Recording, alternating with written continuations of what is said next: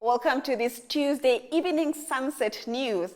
In this half hour, we bring you the latest local and international news, stories from the community, economic indicators, tomorrow's weather and sports. My name is Glenora Shipura and I'll be your host for tonight's show. In the news tonight, the Nama and Ovaherero people are calling for an international claims conference and demand that the Namibian government work with them and not against them for the sake of the communities affected by the 1904 to the 1908 genocide.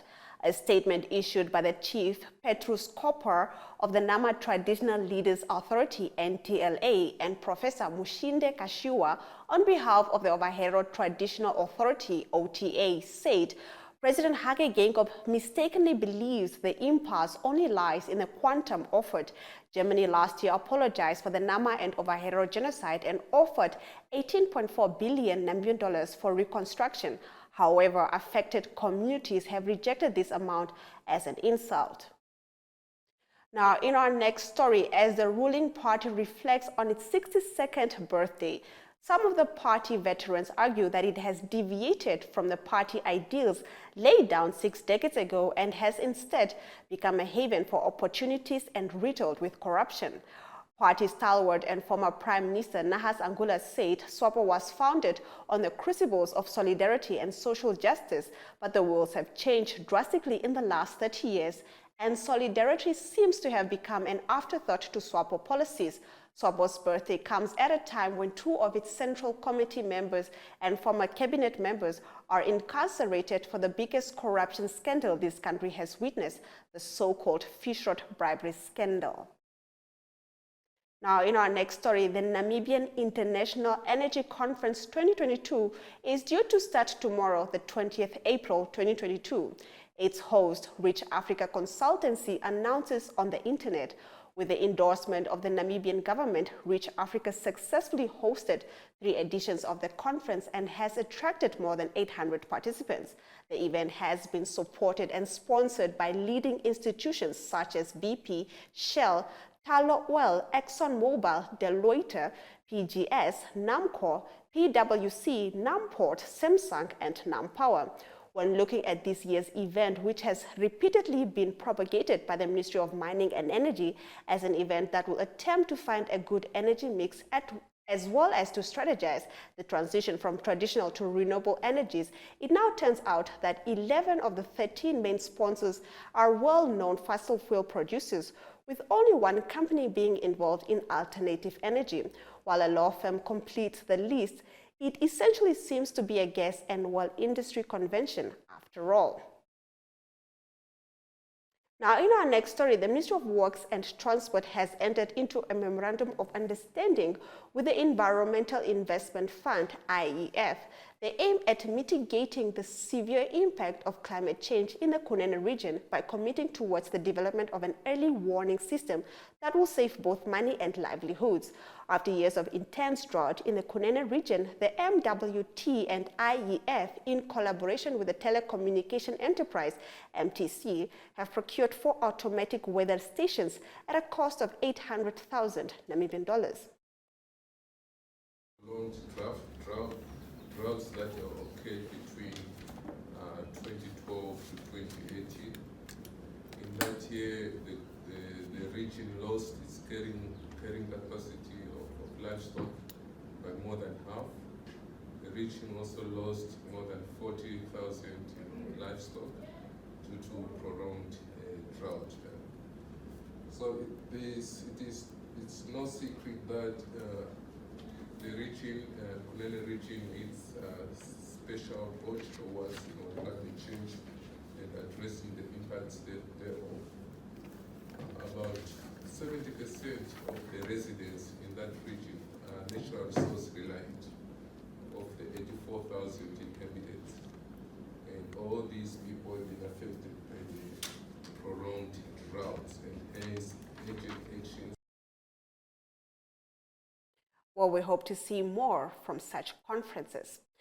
Now, the locust plague in the south of the country is the largest in recent history. Farmers have been fighting the locust day and night, and there does not seem to be an end in sight.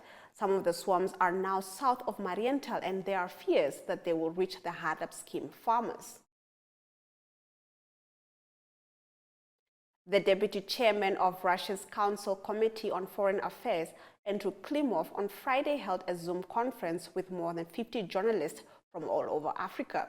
The meeting is part of a series including meetings with South and Central American media, India and China, and precedes planned parliamentary and BRIC's conferences leading up to a Russia-Africa summit in November.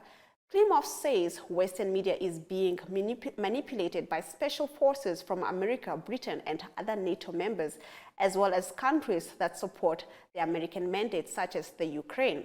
He says the special military operation that Russia is doing in the Ukraine is a struggle against the West, and the sanctions resulting from it are illegal and will worsen food shortages in Africa. Russia is prepared to use its nuclear arsenal if any NATO country attacks it, he warned. Now, in our community talk, the Waterberg Law Enforcement Training Center on Thursday graduated 36 trainees. More on this after the break.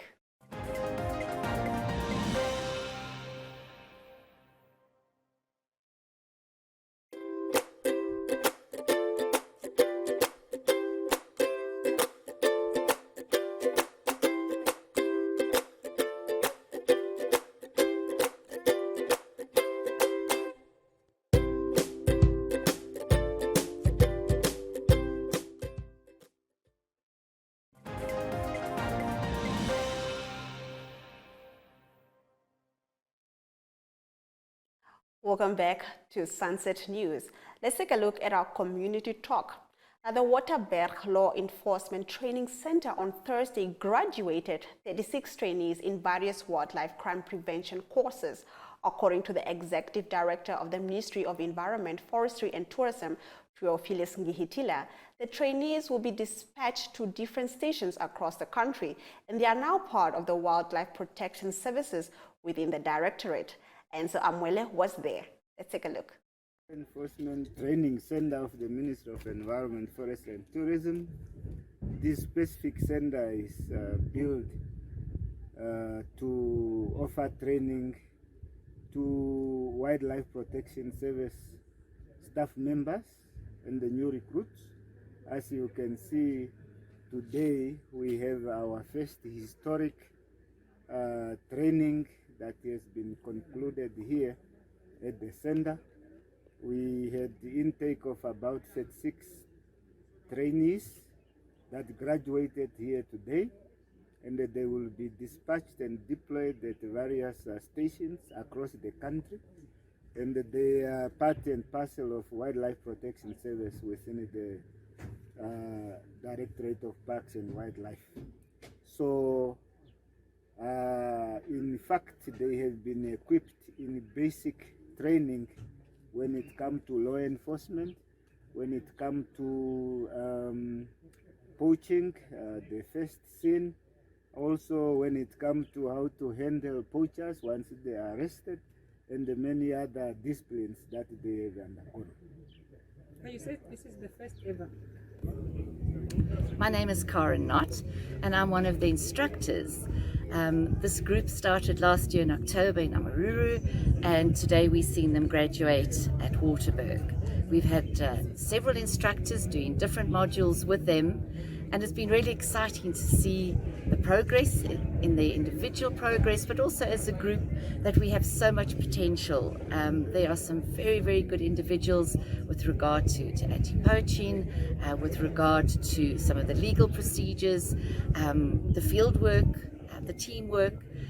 So we've taken them through various modules in the last couple of weeks and months, and from being really new recruits with not any real concept of what they're supposed to be doing or why they're here, we've seen them progress into rangers with purpose, with discipline, and we're really looking forward to seeing what they can do in the future when they go back to their duty stations tomorrow, and we really want to see what they can do. We're going to have some of them back here in the future to continue the training, but we're confident that these 36 graduates are going to contribute to combating illegal wildlife activities in Namibia. Such good news for the Wildlife Protection Service. Now, in our story of the day, we focus on data on people with disabilities and the issue with trucks that were stationed at Aris. More on these stories after the break.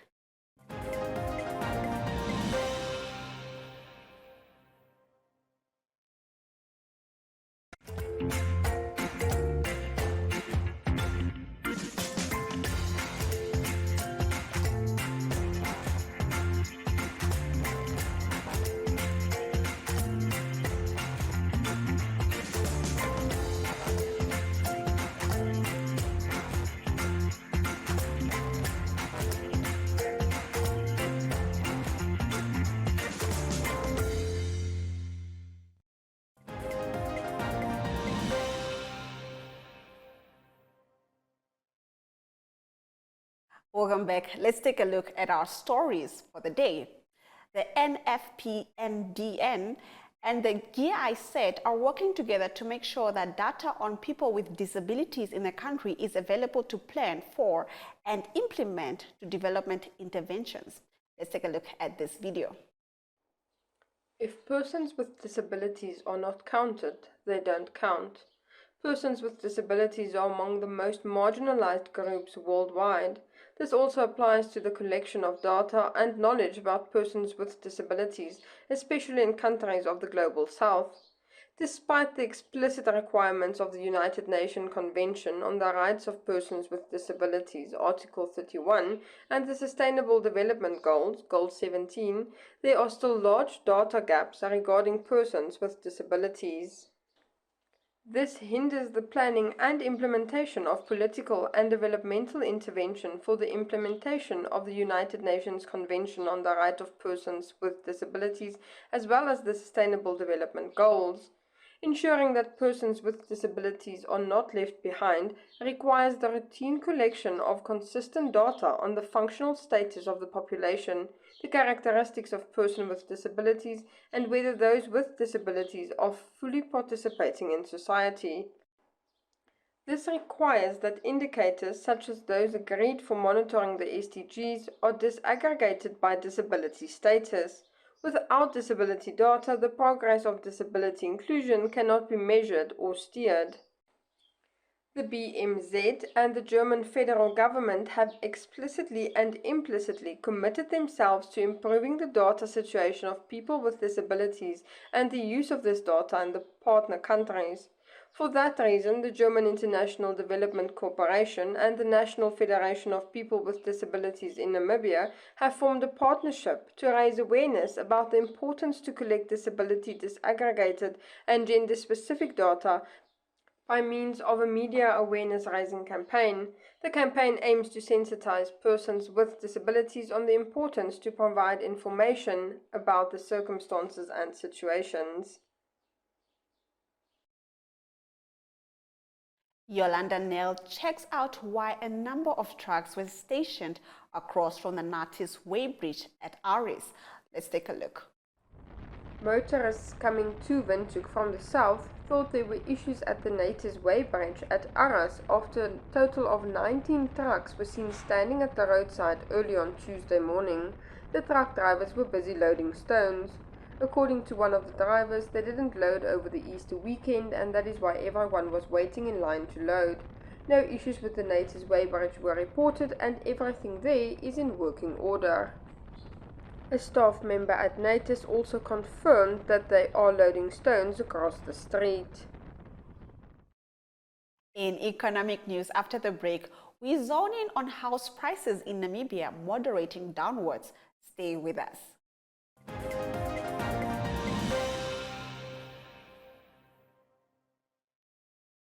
Choose your flex package with Paratus today. Sign up for ultra-fast fiber with the convenience of mobile LTE.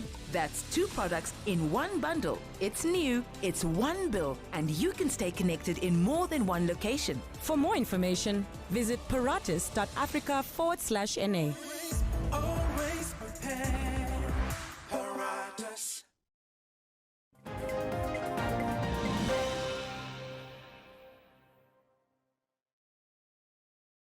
Welcome back. We now take a look at our economic news.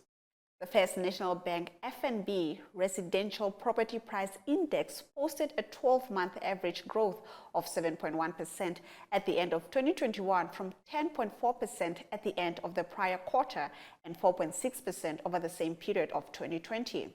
Although the price index growth remains relatively robust by annual comparison, waning transaction volumes are causing the average house price to dip.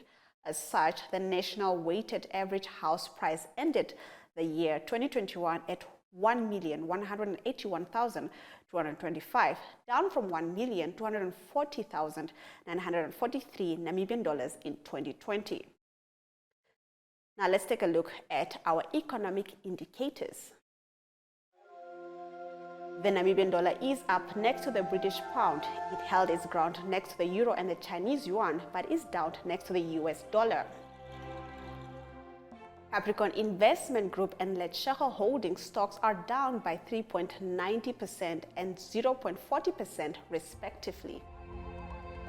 Both the local and overall indexes dipped by 0.96% and 0.70% respectively.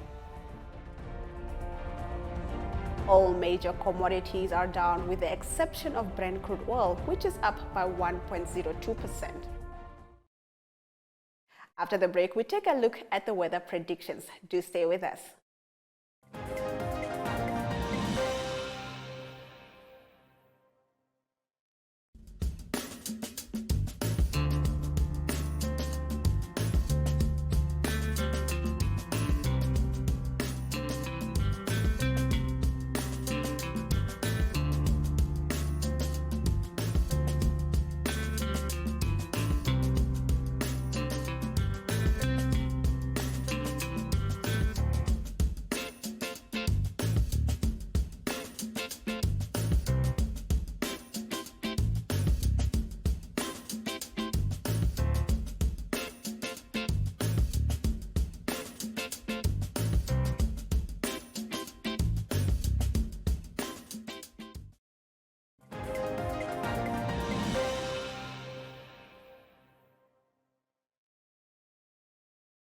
Welcome back. Let's take a look at the weather.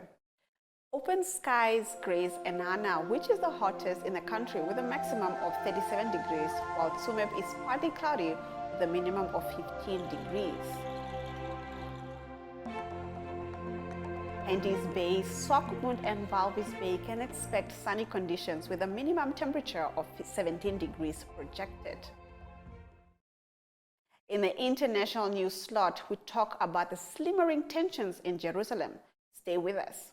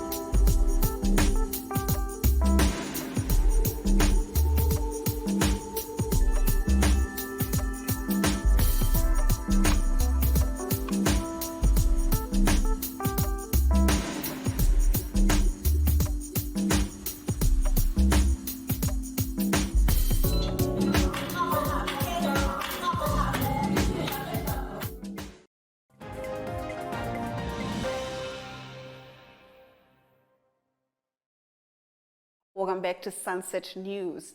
Let's take a look at our international news story.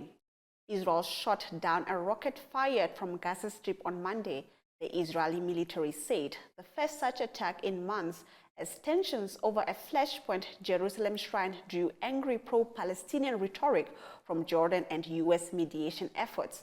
No Gaza faction claimed responsibility for the launch, which followed warnings by the dominant Hamas Islamists of reprisals for Israeli conduct around Jerusalem Al-Aqsa Mosque compound.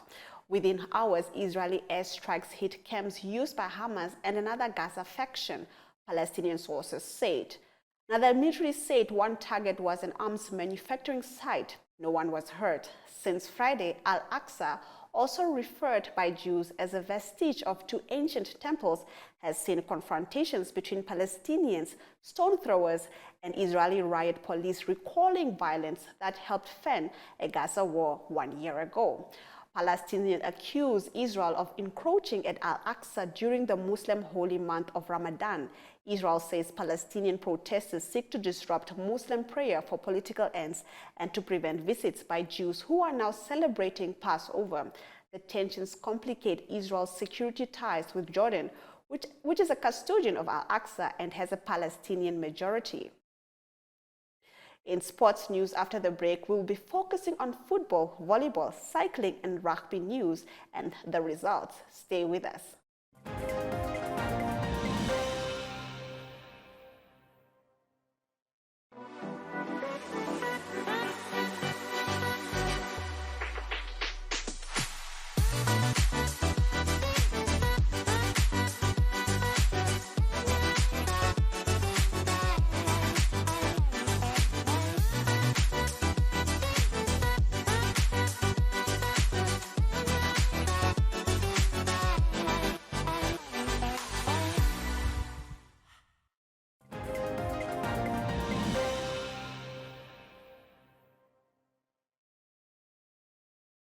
Welcome back. Let's take a look at our sports news. Omaruru constituency emerged as winners of the Erongo Governors Cup competition over the weekend. Walvis Bay Urban constituency won the football section after defeating Omaruru 5-1 in the final.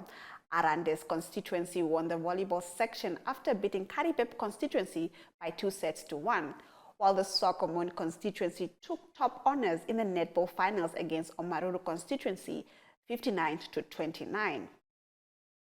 The Namibian Cycling Federation will this coming weekend host the 12th Africa Cycling Confederation Mountain Bike Africa Championship at the IJG Trial on Farm Windhoek in Kleine Kupe. This year's event will see riders from South Africa, Mauritius, Tunisia, Kenya, and Morocco compete against Namibians on the 23rd of April. Namibian veteran prop Aranos Kutsie on Friday made history when he clocked an outstanding 100th match for Club Toyota Cheetahs in a 28-21 win over Western Province during a Corrie Cup clash at the DHL Stadium in Cape Town. Do stay with us for highlights right after the break.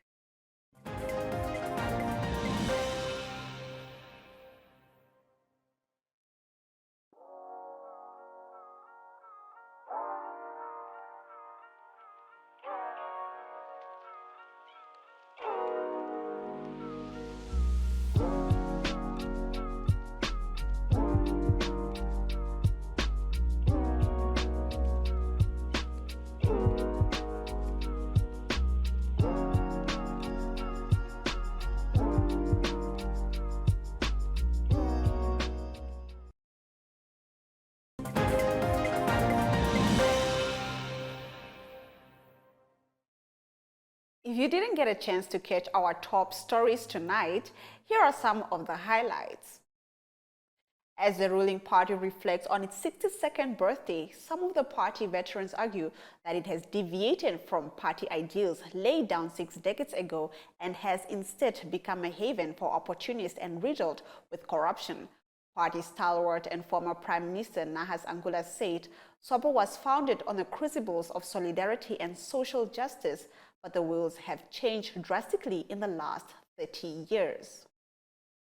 The Namibian International Energy Conference 2022 is due to start tomorrow with 20th April. Its host, Rich Africa Consultancy, announces on the internet.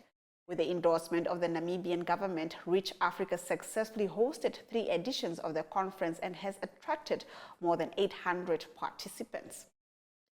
Now, although the price index growth remains relatively robust by annual comparison, waning transaction volumes are causing the average house prices to dip. As such, the national weighted average house price ended the year 2021 at 1,181,225, down from 1,240,943 in 2020, that is in Namibian dollars. And with that, we've come to the end of our show. Thank you for joining us during this broadcast. Make sure you join Sunset News on Facebook and on all the NMH platforms on weekdays, as well as on our website, oneup2.com. Sunset News screens on DSTV channel 285 and GoTV channel 94 every weekday from 7:30 to 8 p.m. I am Glenn Rashipura, and this has been Sunset News. Don't end your day without us.